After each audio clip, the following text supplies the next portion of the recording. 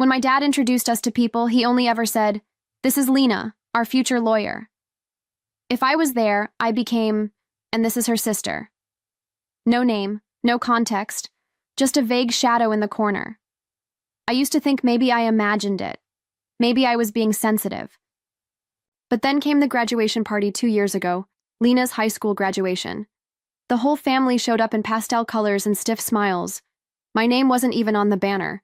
And when my father gave his speech, he said, "To my one and only star," I was standing 3 feet away.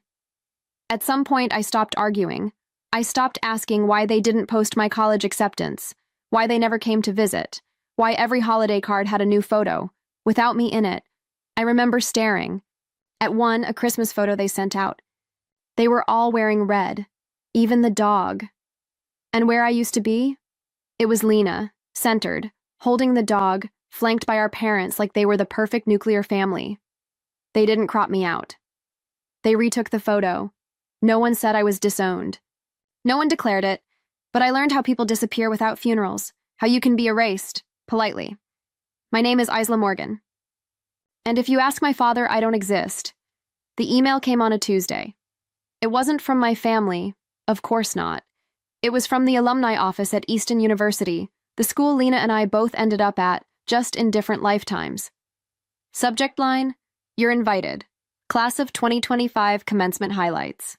I almost deleted it. I don't usually open emails with confetti headers, but something about the preview caught my eye. Special guest, featured keynote investor to be revealed at ceremony. Investor? I clicked, scrolled past smiling students. Past donation links and parking instructions, until I saw it, a blurred-out silhouette labeled CEO of one of the fastest-growing rural medtech startups in North America.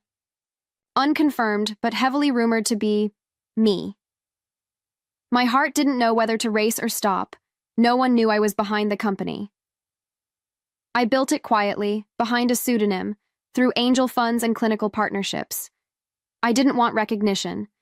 I just wanted distance, until now. A few hours later, a second email landed in my inbox. This one wasn't meant for me. It was a chain of forwarded messages between my aunt and the rest of the family. Photos of Lena's cap and gown, a catering, menu, seating charts. Then one line from my father. "Make sure Isla doesn't hear about it. Last thing we need is a distraction on Lena's big day." Distraction. That word hit harder than any insult ever could. They didn't just forget me. They planned around my absence, and for the first time in years, I didn't feel sad. I felt something colder, sharper. I wasn't going to crash her graduation. No, I was going to own the room next door. I sat in the dark for a long time that night. No lights, no music, just the hum of my refrigerator and the soft glow of my laptop. Screen. Their words looped in my head like background noise. Make sure Isla doesn't hear about it. She'll ruin it. She always finds a way to make it about herself. And I believed them, not all at once. Not like a lightning strike. More like erosion, slowly, over years, until you're no longer sure where you end and their voices begin. Maybe they were right. Maybe I was the problem. I thought about that Christmas I didn't come home, the birthdays I let pass in silence, the unanswered texts from cousins who didn't know what to say. I thought about how I never told anyone about the company I built, how I filed every legal document under an alias just to avoid being linked back to them. Maybe that was selfish, or maybe it was self-defense. Even now, I wasn't sure. I stared at my reflection in the black laptop screen. Tired eyes, half-tied. Bun, hoodie with my startup logo no one recognized. The girl they called a dropout. The girl who walked away. No one ever saw me the way I wanted to be seen, and if no one sees you, do you really exist? The next morning, I opened my laptop again, logged into our investor portal. There it was, confirmation, Easton University, commencement. Keynote slot, confirmed, name to be announced. I hovered over the box labeled display name, typed 3 words, then clicked save, Isla Morgan, CEO. It started with a noise. A rustle from the back of my kitchen drawer. I wasn't looking for anything in particular, just a takeout menu or maybe batteries. But my hand brushed against paper. I pulled it out. A crumpled lunch receipt from 5 years ago, faded and bent at the corners. The ink had nearly vanished, but I recognized the handwriting on the back immediately. You don't have to be loud to be powerful. My mother's handwriting. She used to leave little notes like that, on mirrors, inside books, folded into my coat pockets during winter exams. She died when I was 19. She never got to see what I built. She never saw me rise. But that sentence? It was like she timed it for now. The same day, I got a message from Owen, my CTO. Investor Summit is locked. Same campus, same weekend. We're going. You in? I stared at the message for a long time. That's when I remembered something else. Lena's graduation would be across the quad from the summit. Same university, same date, same hour. It felt poetic. Like someone had drawn a perfect circle, and I'd been invited to step inside. I opened 2 tabs, one for the summit itinerary, the other for Easton University's graduation ticket portal. Under guest name, I typed in a pseudonym. Reserved 1 front row seat. I didn't plan to speak. I didn't plan to cause a scene. I just wanted to watch. Not her. Them. The people who erased me. I wasn't going to reclaim my place at the table. I was going to own the building next door. The university confirmation email landed at 2:07 a.m. sharp. My seat at the Investor Summit, confirmed. My front row ticket at the graduation, confirmed. 2 separate worlds, 1 campus, 1 weekend, and I had a foot in both. I didn't use my real name on the graduation ticket, just a monogram variation. I didn't want attention, not yet. I wanted proximity. I wanted to see my father's face when he realized the ghost he buried could still walk into a room unannounced. The morning of the trip, I packed light, a blazer, 1 black dress, and a pair of low heels I hadn't worn in years. The same pair I wore when I pitched my startup to a panel of investors who didn't even ask if I had a college degree. Spoiler, I didn't. But I had numbers, and a plan, and a reason. On the train ride to Easton, I passed the old science building, where I used to sleep between classes, where Lena once told her friends I was just a dropout who followed her around. Now, my name was quietly circulating in the summit program. When I arrived, the usher at the graduation gate scanned my ticket and smiled. This seat was requested early, reserved front row. Looks like someone really wanted you here. I smiled back. I guess they did. I sat down. 3rd seat from the aisle. The sun hit the back of my neck as the students filed in. No one noticed me. Not yet. But I noticed everyone. And behind me, I heard the sound of my father's voice. Low. Commanding, talking to security. My father was pacing near the entrance, talking to someone with a clipboard and a radio. His tone wasn't raised, but it was sharp, controlled. The kind of voice he used when he was about to remove someone without ever raising a hand. I kept my head down. He didn't look at me, not directly, just scanned the rows with that same disappointed squint he used on me the day I left for good. The usher walked over. Ma'am, can I confirm your name for the seating log? I handed her the ticket. She nodded, smiled, moved on. 2 rows ahead, my sister was seated with the graduates. Caps. Perfectly tilted, gown pressed to perfection. She looked the same, maybe colder, maybe more polished, but I knew that expression, the one she wore when she was performing. She was always good at playing the part. A professor passed by, stopped, glanced at me twice, then did a double take.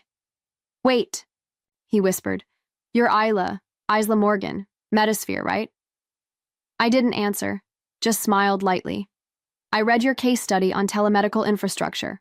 Brilliant work. He said it just loud enough for 2 people in the row behind me to turn their heads. Across the quad, the university banners fluttered. The loudspeakers clicked on. The ceremony was about to begin. Behind me, my father spoke again, this time louder. She's not supposed to be here. She's not on the list. I didn't flinch. Let him look. Let him squint and fume and search. Because the girl he thought he'd erased? She didn't exist anymore. Only the woman in the front row did. And soon, the whole school would know her name. The investor summit was scheduled to begin 40 minutes after the graduation ceremony. Across the quad, inside the glass auditorium, my company's name was already displayed on rotating banners. Metasphere Health, closing keynote. How one startup quietly changed everything. I slipped away during the third speech, just as Lena's department head took the podium. My seat was empty before my father could realize I'd been right in front of him. Backstage at the summit, my assistant handed me the final slide deck. All set. They still don't know it's you.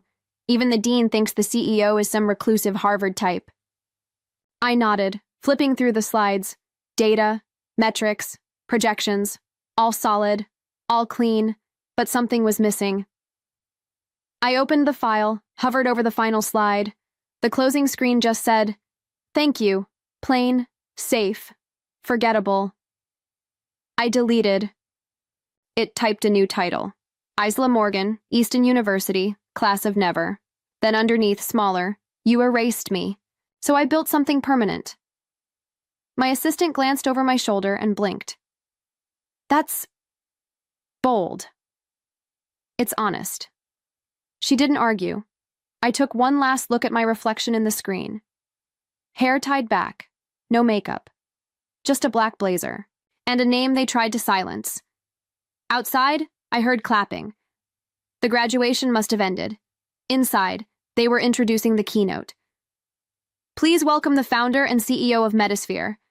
And somewhere in that same moment, while cameras clicked and heads turned, Lena's professor leaned toward her and whispered something.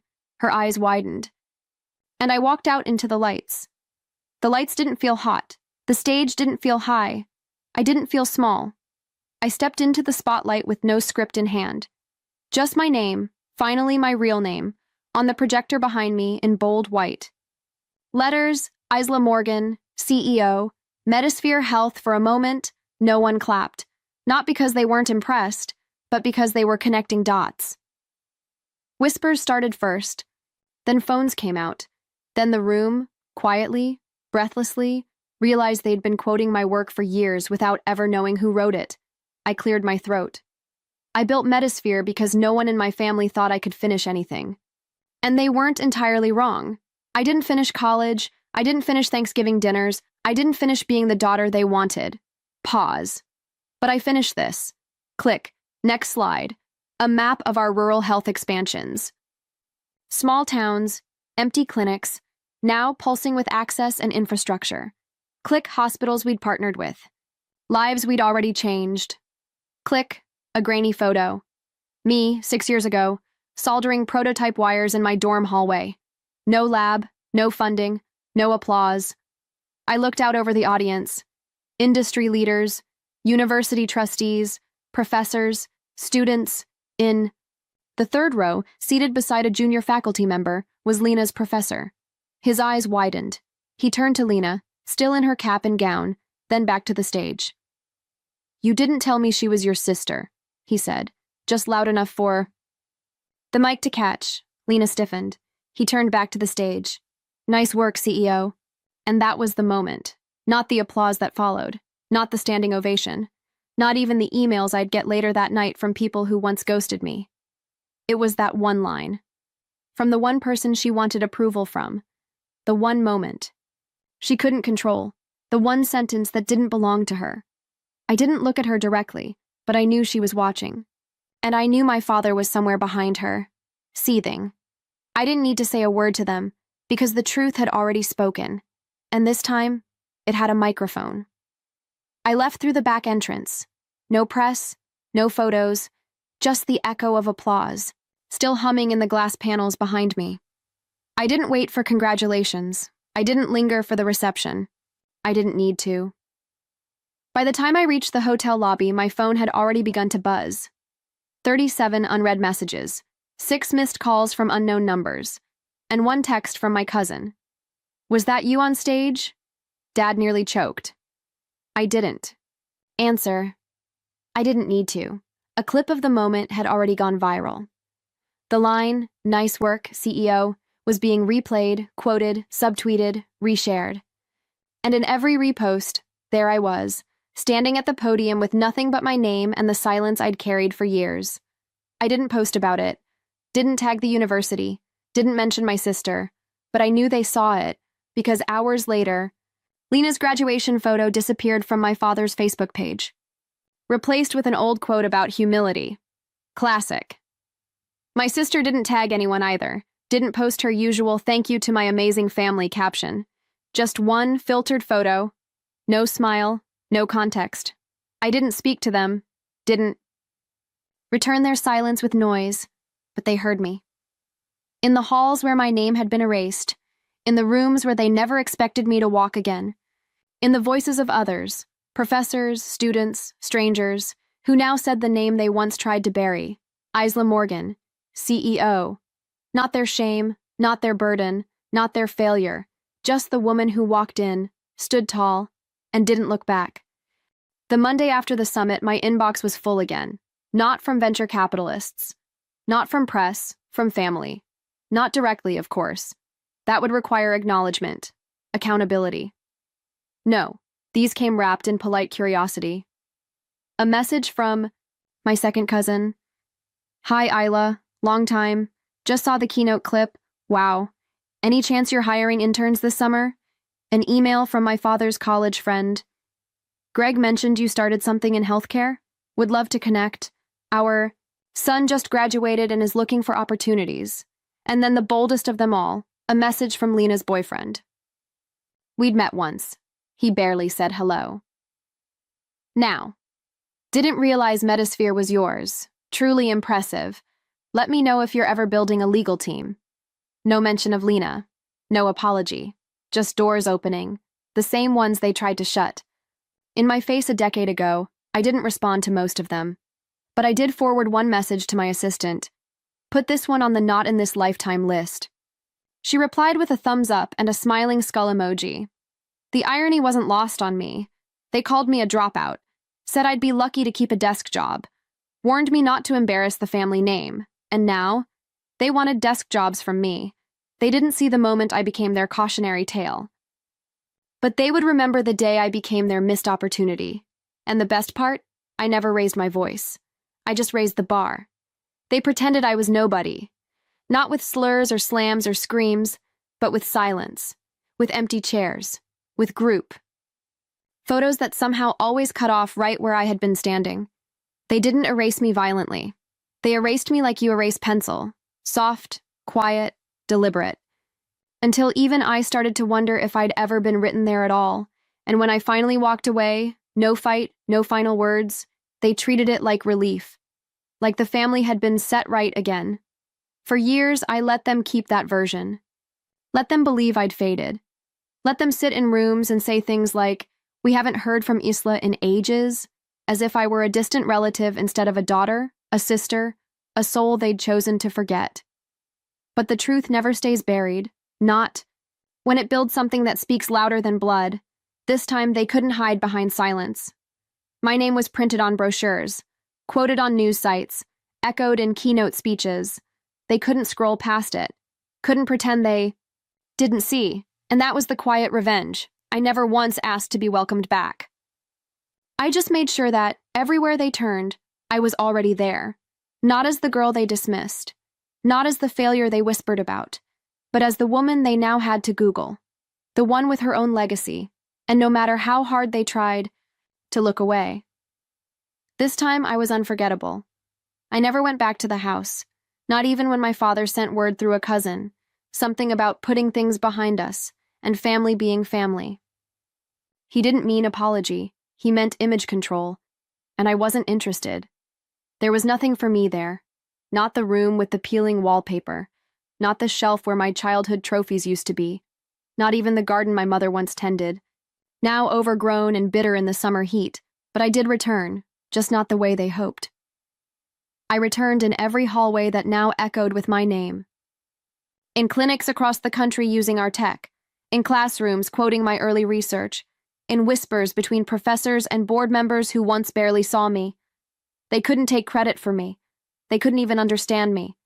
And that was the final gift.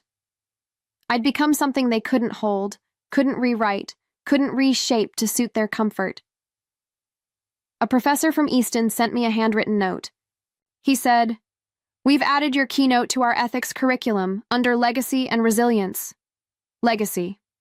Funny how that word used to feel heavy, like something I wasn't allowed to touch. Now, it was mine. Voiceover, final shot. They pretended I was a distraction, a mistake, an empty chair at the wrong table. But when they buried me in silence, I came back with something louder. I came back with truth. Fade out. Music swells. Black screen. White letters, Isla. Morgan CEO Unforgettable.